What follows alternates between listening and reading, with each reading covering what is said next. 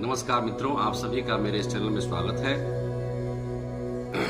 मित्रों, ऐसा क्या कारण है कि हम खास करके महिलाएं, खास करके बच्चियां बड़े बड़े पद को सुशोभित कर रही हैं, उसके बावजूद भी दहेज रूपी दानव समाज से बाहर नहीं निकल पा रहा है। दूसरी बात, ऐसा क्या कारण है कि महिला सशक्तिकरण होने के बावजूद भी समाज से कुरीतियां बाहर नहीं जा पा रही हैं। हमारा जो सामाजिक ताना बाना है वह बिल्कुल बुरी तरीके से प्रभावित हो रहा है। हमारे समाज में, हमारे देश में जो नैतिकता होनी चाहिए, जिसका आधार हमारी भारतीय संस्कृति है, जिसके बल पर हमने पूरे विश्व पर प्रेम पूर्वक शासन किया, जिसके आधार पर सनातन संस्कृति अभी भी टिकी हुई है, वह पल्लवित और पुष्पित नहीं हो रही है।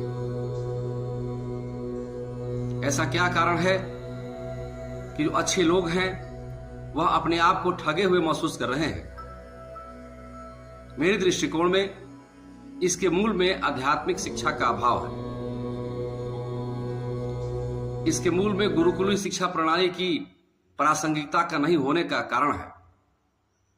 हम आज भी मैकाले की शिक्षा नीति की ओर अपने आप को अग्रसर कर रहे हैं, जिसमें शरीर जो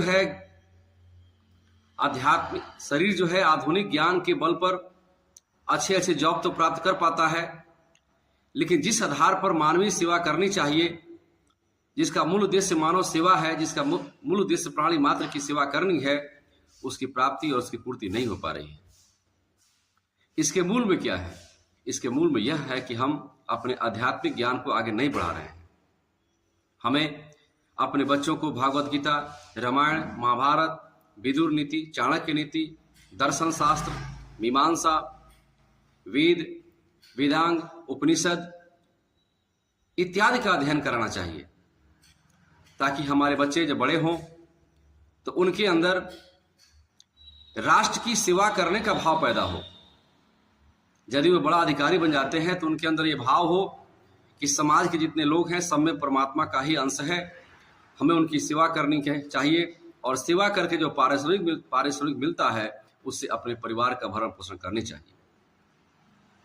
यदि अध्यात्मवादी शिक्षा नीति को अपनाते हैं तो हमारे देश में पुनः भगवान श्री राम जैसे महान महान लोग पैदा होंगे।